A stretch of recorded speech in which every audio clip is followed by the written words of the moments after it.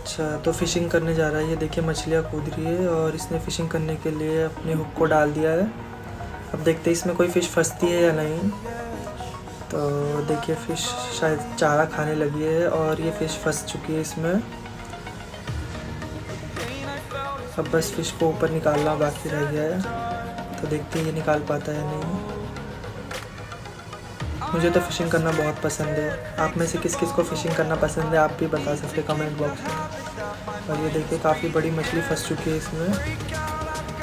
Oh shit, तो बहुत बड़ी है।